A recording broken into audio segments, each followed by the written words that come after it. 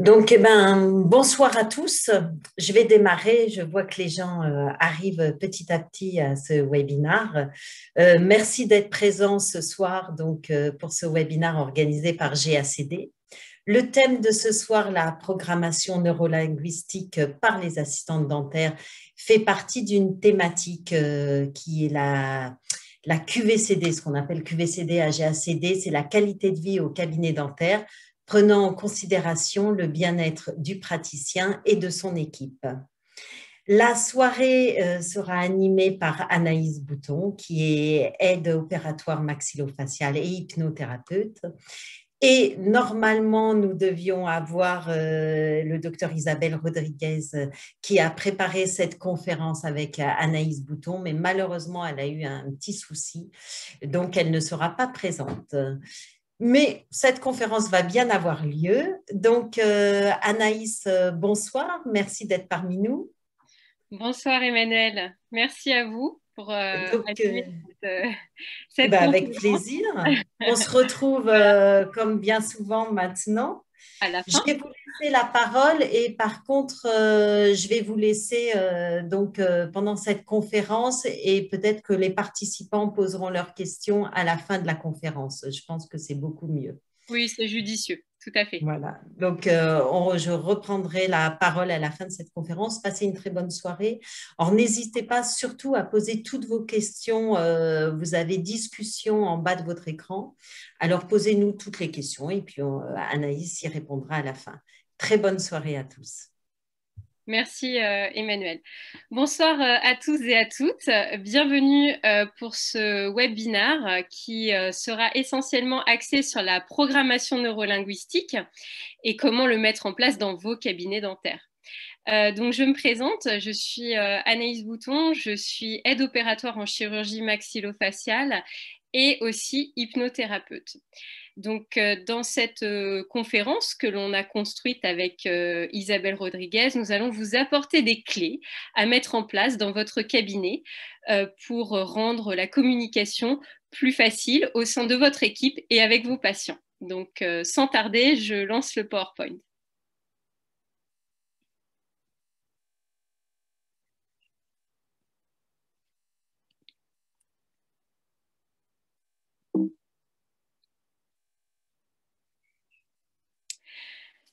Donc actuellement, avec Isabelle, nous avons mis en évidence qu'il y a un contexte actuel à tenir en compte dans les cabinets dentaires. En effet, tous et toutes avaient pu remarquer que nous sommes face à des situations de plus en plus compliquées au cabinet, sur le plan environnemental, mais aussi sur le plan de la gestion émotionnelle.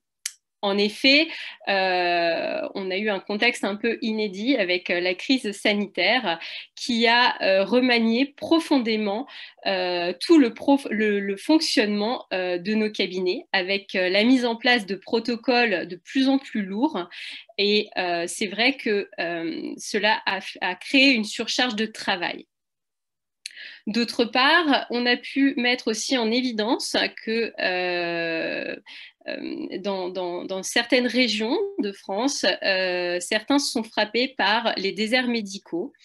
En effet, il y a une inégalité de la répartition des dentistes sur le territoire national. Toute la concentration se fait sur Paris et sur les grandes villes. Et il est vrai qu'actuellement, pour un patient, cela est très difficile de prendre un rendez-vous dans les zones rurales et il faut attendre à peu près 28 jours pour obtenir un rendez-vous. Donc tout ça se manifeste pour nous, les soignants, par une surcharge de travail. Qui dit surcharge de travail dit avec un contexte de gestion émotionnelle difficile pour nous, c'est-à-dire du stress, c'est-à-dire on est tout le temps mis sous tension. Il y a aussi l'agressivité qui se manifeste des patients, mais aussi entre collègues, puisqu'il y a beaucoup de tension. Et cela peut conduire à des burn-out. Donc, avec Isabelle, nous avons voulu vous apporter quelques clés à mettre en place dans vos cabinets pour que cela soit un petit peu plus léger et rendre aussi le travail plus dynamique. Donc, chaque personne a des besoins particuliers. Et grâce à ce schéma, on peut voir que plus on monte dans la pyramide, plus on est à la recherche d'accomplissement de soi, de dépassement. Mais pour atteindre ce but, il est vrai qu'il est essentiel de mettre en place des techniques pour arriver à ce résultat. Techniques de communication, techniques de bien-être. Donc, par le biais de la programmation neurolinguistique, qui est un outil de pointe pour améliorer la communication, nous allons pouvoir mettre en évidence certaines choses et certaines techniques qui vont pouvoir s'appliquer dans les cabinets dentaires. La programmation neurolinguistique se décompose en 3 mots. Programmation neurolinguistique. La programmation fait référence à la théorie de l'apprentissage. Ce sont tous les apprentissages qu'on a pu recevoir au cours de notre enfance et que nous perpétuons. L'automatisme des comportements. Il y a la partie neuro qui fait référence au système neurologique. C'est un processus de la pensée à la fois en conscient et à la fois en inconscient. Et il y a aussi la partie linguistique qui fait référence à la parole et aux gestes. On sait aujourd'hui que les mots ont une importance sur les mots physiques que l'on va pouvoir ressentir. Donc l'importance des mots sur notre vécu est très importante. La programmation neurolinguistique a été créée en 1975 par Richard Bandler, un mathématicien psychologue, et John Grinder, linguiste psychologue. La programmation neurolinguistique a une approche qui a pour objectif l'amélioration de la communication par la recherche de techniques et de méthodes. Sur le plan professionnel, mais aussi sur le plan personnel, bien évidemment. Développer des compétences en communication et en confiance en soi. La programmation neurolinguistique s'intéresse à la manière dont nous captons les informations extérieures dans notre environnement, puis comment nous les traitons. Car on sait que chacun a sa carte du monde, chacun a sa vision des choses. La programmation neurolinguistique effectue une lecture de notre vécu et de nos différences personnelles observables sur nos comportements. Chaque personne va réagir différemment suivant l'information qu'elle va recevoir. Sur ce schéma, vous pourrez mieux comprendre que lorsque l'on est en situation de communication, avec l'aide de nos 5 sens, la communication que nous recevons, l'information que nous recevons, va traverser des filtres neurologiques, psychologiques, cognitifs, et à travers donc tous ces filtres, nous allons réagir avec des comportements plus ou moins différents selon les personnes.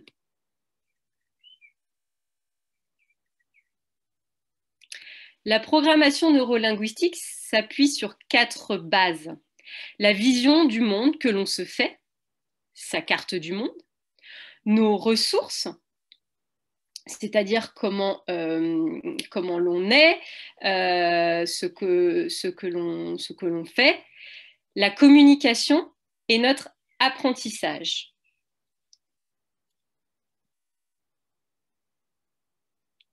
La programmation neurolinguistique a pour objectif, dans un cabinet dentaire, de rendre le travail beaucoup plus souple et beaucoup plus léger. Mais la programmation neurolinguistique peut s'appliquer aussi dans divers domaines, aussi bien personnels, professionnels, au quotidien, dans nos relations.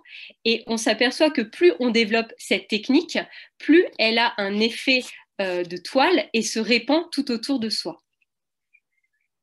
Et donc, on atteint des paliers divers de compétences. La programmation neurolinguistique se décompose en 2 parties. La partie non verbale et la partie verbale. Êtes-vous conscient des messages non verbaux que vous envoyez aux autres? Savez-vous interpréter la communication non verbale de vos interlocuteurs? La communication non verbale, c'est quoi? C'est le langage du corps. Cela regroupe l'ensemble des véhicules de transmission de l'information n'utilisant pas le verbal, donc la langue, ou le paraverbal, la voix, le phrasé. La communication non verbale constitue l'ensemble des éléments du comportement qui renseignent l'état affectif d'une personne. On va pouvoir tout simplement déterminer si une personne est de bonne humeur ou pas. La communication non verbale donne du sens à la communication. Elle renforce la communication verbale. À travers ce petit schéma, on peut s'apercevoir que la communication non verbale détient une place très importante dans la communication, 93%. En effet, la communication non verbale aide à comprendre ce que l'on dit. Elle renforce et crédibilise le message verbal.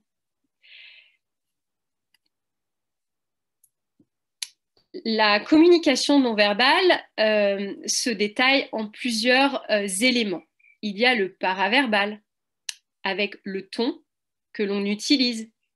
Si l'on a un ton sec ou si on a un ton plutôt doux, accompagnant. La diction que l'on va utiliser. Le rythme, plutôt lent, plutôt saccadé, ou tout simplement adapté à la personne que l'on a face à soi. Le débit, les silences aussi, qui vont être très importants pour l'intégration de l'information en inconscient. Le non-verbal met en évidence aussi toute la gestuelle, la posture du corps, qui sont porteuses de signification. Dans notre métier, il est important de faire attention à toute la gestuelle, parce que la gestuelle peut cacher énormément d'informations. Le mimétisme, les expressions du visage porteuses de signification. Alors c'est vrai qu'aujourd'hui, avec le contexte sanitaire et le port du masque, c'est très compliqué à détecter le mimétisme de l'un et de l'autre. Mais on peut et on va se référer aux yeux, au regard. En effet, le regard est un élément important dans la communication non verbale. Le regard met en évidence la direction, le mouvement des yeux qui contribuent à la construction du message. Vous verrez dans la slide suivante le graphique qui met en évidence tous ces points-là. Il y aura aussi le VACOG qui détermine le canal sensoriel de la personne que l'on a en face de soi, si elle est visuelle, si elle est auditive, si elle est kinesthésique. Et il y a aussi l'attitude de la personne qui participe à la construction du sens de la communication. Donc, comme je vous le disais, sur ce schéma du positionnement du regard, on va pouvoir déterminer certains éléments. On va pouvoir, si la personne lève les yeux, se référer peut-être à un souvenir, peut-être à une image que la personne se remémore. Et puis, si la personne va plutôt baisser le regard, eh bien, plutôt, on sera sur de la vérification des sentiments ou un dialogue interne. Il y a la proxémique aussi. La proxémique est l'impact des distances sociales. Nous, dans notre métier, nous travaillons au plus proche du patient. Nous sommes dans sa sphère intime. On est à moins de 50 cm du patient. Donc, il est vrai qu'il va falloir instaurer certaines règles pour ne pas trop brusquer le patient que l'on a autour de soi. Et puis, il est vrai que cela varie suivant les cultures. En résumé, la communication non verbale utilise de nombreux codes. La comprendre et la maîtriser permet de rendre l'interlocuteur plus facilement attentif à ce que vous dites. De même, il adhère plus aisément à votre message. de comprendre l'intention de l'interlocuteur, de s'adapter à son interlocuteur et d'instaurer un climat de confiance. En effet, suivant le patient que l'on aura en face de soi, instaurer un climat de confiance va être essentiel dans la suite du plan de traitement. C'est pour cela que va intervenir la communication verbale. La communication verbale, c'est chercher une posture, une attitude à une communication assertive, mais aussi en mettant en place quelques techniques d'écoute, de questionnement et de reformulation qui vont être des éléments importants dans la communication verbale que l'on aura avec son patient pour bien se faire comprendre, mais aussi pour comprendre le patient. L'attitude assertive que l'on va devoir avoir avec son patient, c'est une capacité. Ce n'est pas une technique, c'est une capacité. C'est quelque chose que l'on a à l'intérieur de soi.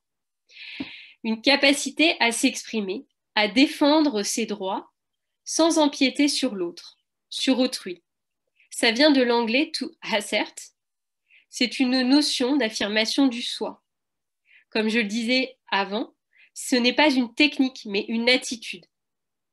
C'est un fondamental de la communication non violente, qui, elle, est une autre technique de communication que l'on pourra peut-être évoquer un peu plus loin dans le PowerPoint.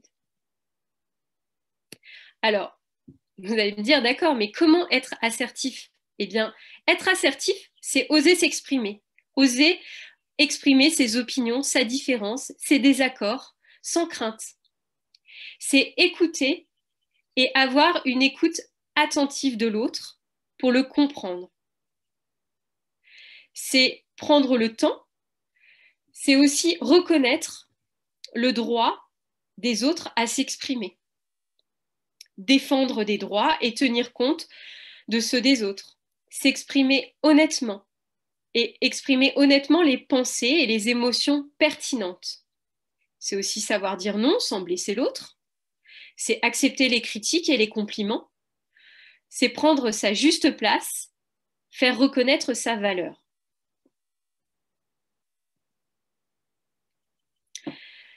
Dans la communication non violente, on a pu voir et mettre en évidence qu'exprimer la situation qui provoque la situation passe par la description des faits.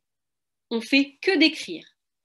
Mais ça va passer par le je et non plus par le tu. En effet, on s'est aperçu qu'en évoquant le tu, c'était une forme d'agression. Et ça nous renvoyait à des images négatives. Donc, on va préférer utiliser le je. Le je en décrivant les faits. Vous me dites, je comprends que vous ayez besoin de. Je constate les faits. Reformuler régulièrement par si j'ai bien compris et exprimer les faits et que les faits.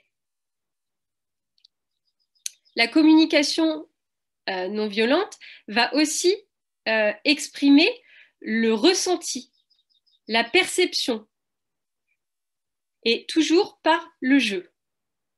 Je ne peux malheureusement pas accepter cette façon de communiquer.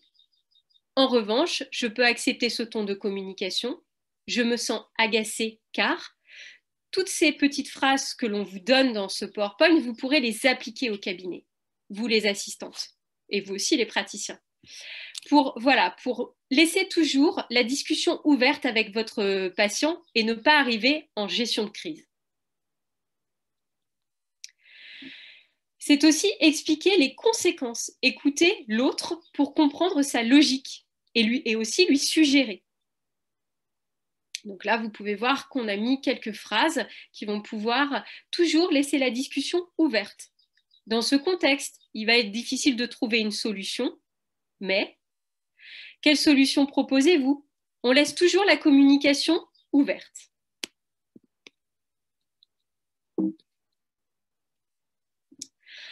En gardant toujours la communication ouverte, on garde le dialogue ouvert. on propose des solutions.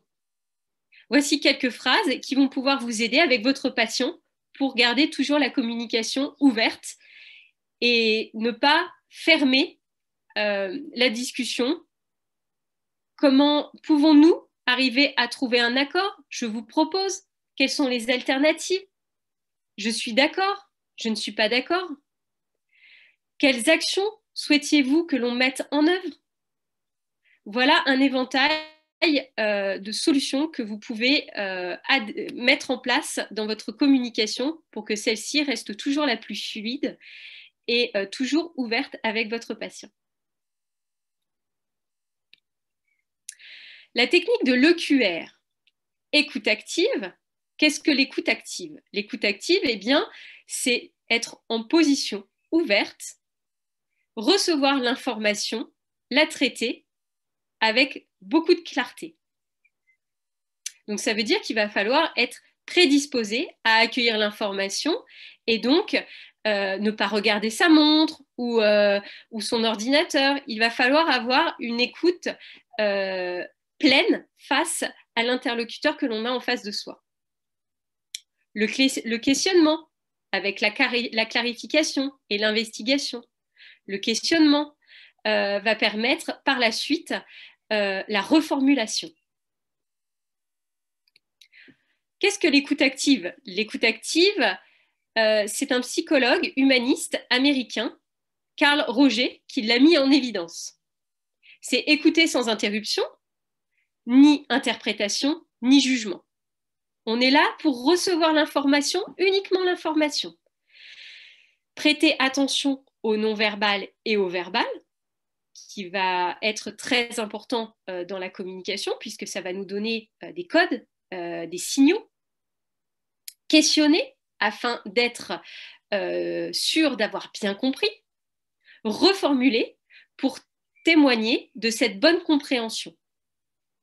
Donc, c'est vraiment basé sur un échange. Les objectifs, c'est d'obtenir la validation de la part de la personne qui s'exprime pour éviter tout malentendu.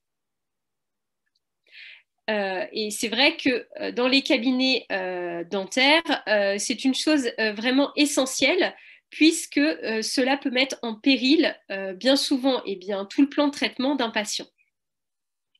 Donc, on va essayer de créer un climat de confiance, une meilleure compréhension des besoins, de lever les freins, une meilleure gestion des conflits, de mieux se faire entendre.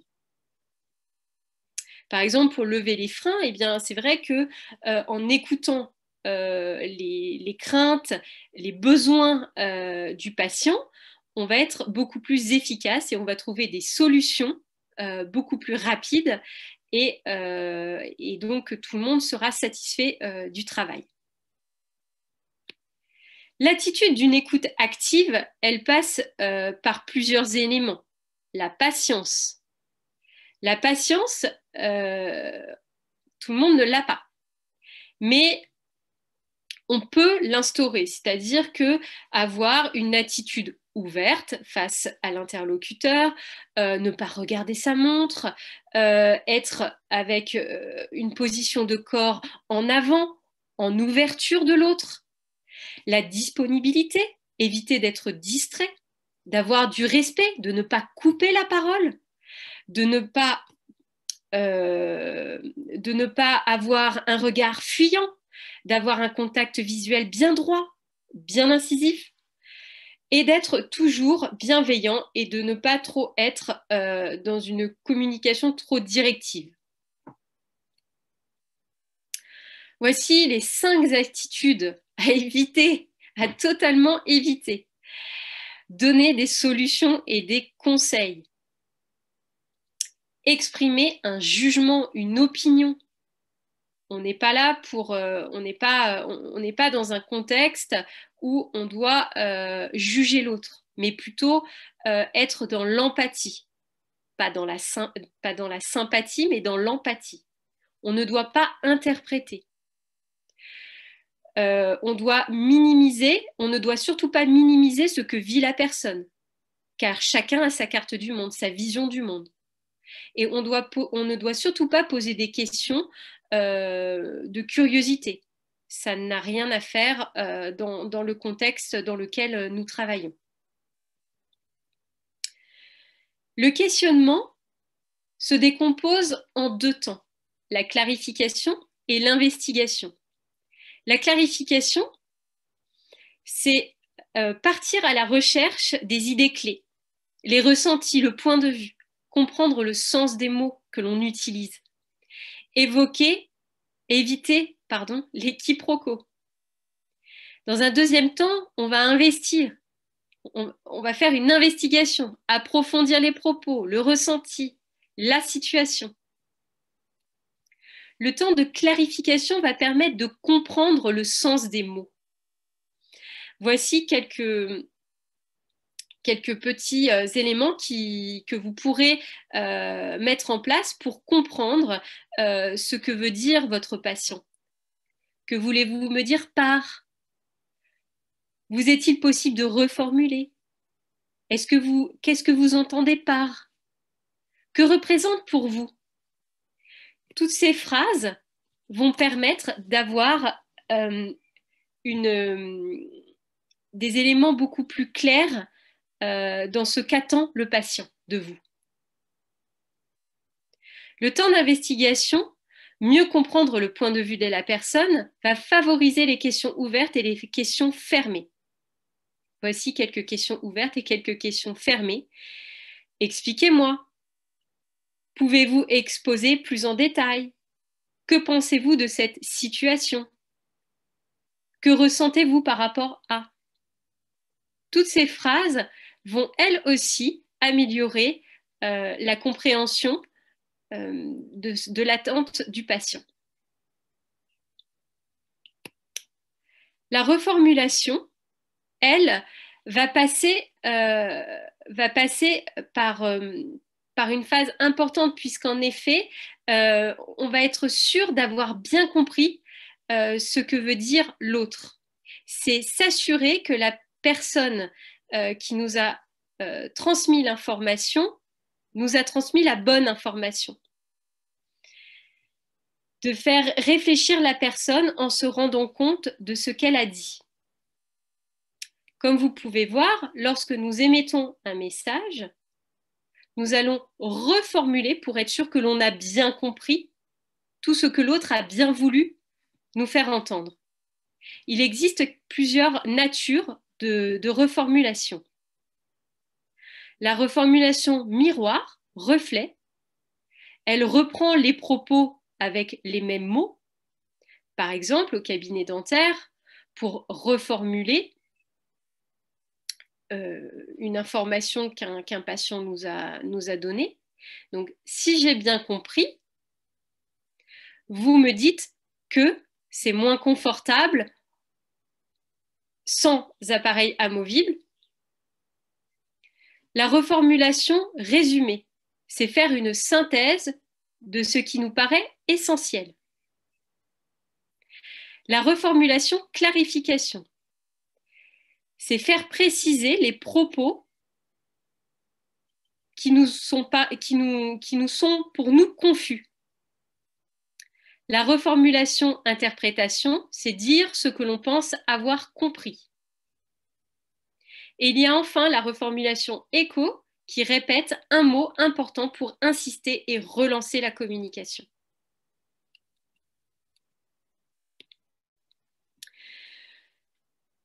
En mettant en place donc la programmation neurolinguistique, avec tout ce que l'on a pu voir, de la communication non verbale, mais aussi de la communication verbale, il y a quelques techniques qui vont vous permettre tout simplement de vous recentrer lorsqu'il y a eu une séance de soins qui a été un peu plus compliquée qu'une autre et qui va vous permettre tout simplement de retrouver votre équilibre. Ça s'appelle la technique d'ancrage. Qu'est-ce que la technique d'ancrage? C'est une technique de programmation neurolinguistique. C'est une notion d'association d'idées à des sensations. Elle aide à contrôler la façon dont on ressent les choses. Ça permet aussi de surmonter, comme je vous l'expliquais, nos excès de nervosité. Ça permet de créer un état interne positif. Et donc, ça peut se répéter dans le temps. On va créer des stimuli, on va créer une encre par le biais de stimuli externes, en mobilisant tous nos 5 sens, l'ouïe, la vue, le toucher, l'odorat. Et donc, par ces stimuli externes qui déclenchent un état interne, on va avoir une réponse, on va avoir une encre qui va se créer. En activant cette encre, on va pouvoir tout simplement se référer à un souvenir agréable au moment nécessaire que l'on choisit. En définissant une encre, on va avoir une idée de l'état positif dans lequel on souhaiterait être. On va se souvenir d'un événement au cours duquel on était dans un état de bien-être. On va raviver le souvenir en se replongeant dedans, en réactivant l'ouïe, l'odorat, toutes ces sensations. On va définir une encre ou un état positif que l'on va monter au maximum grâce au VAC, au visuel, à l'auditif et au kinesthésique. Et on va s'en imprégner de plus en plus, intensément et profondément. Et on va, à la suite de cette technique, revenir à la réalité et tester. Activer l'encre pour modifier un état. Vous pouvez activer une encre afin de créer un état plus positif. C'est-à-dire que, comme je vous le disais au début, en utilisant la technique d'ancrage, en la cultivant, en la mettant en place chaque jour, si on peut, au cabinet dentaire, on va s'améliorer, devenir de plus en plus efficace et on va pouvoir évacuer de plus en plus rapidement son stress et passer à tous les soins avec beaucoup plus de légèreté. Sur ce schéma, on a bien voulu dissocier l'encre et l'activation d'ancrage. L'encre, c'est un état de ressource, c'est une image, c'est un mot, c'est un geste, c'est une odeur qui va conduire à un état de ressource dont j'ai besoin. L'activation d'encre, elle, c'est une situation pour accéder à l'état de ressource. La ressource que l'on souhaite retrouver. C'est un objectif que l'on souhaite atteindre. Les avantages de la programmation neurolinguistique et de tous ces éléments que l'on vient de mettre en lumière mettent en évidence tous les avantages pour l'équipe soignante d'un cabinet dentaire. C'est une meilleure communication au sein de l'équipe. C'est moins de stress. Les soins se font plus calmes et mieux gérés émotionnellement. C'est-à-dire qu'il n'y a plus de débordement. Tout est cadré. Il y a une meilleure optimisation du travail. Un cabinet qui utilise la programmation neurolinguistique est une entité singulière. Le cabinet va se différencier d'un cabinet à un autre. Il y a une dynamique, une créativité de travail qui s'instaure au sein de l'équipe et du cabinet. Une meilleure compréhension des attentes et des besoins des patients. Car rappelons-le, on est là pour les patients avant tout. Pour les patients, la programmation neurolinguistique va essentiellement apporter une écoute réelle, une compréhension des besoins, un climat de confiance.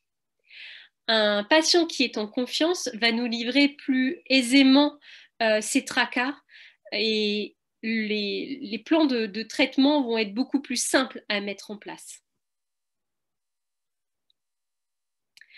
La programmation neurolinguistique est une porte, une ouverture à l'hypnose thérapeutique et médicale.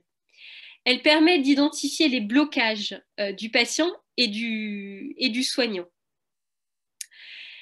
une meilleure gestion émotionnelle aussi. Des cadres vont être instaurés.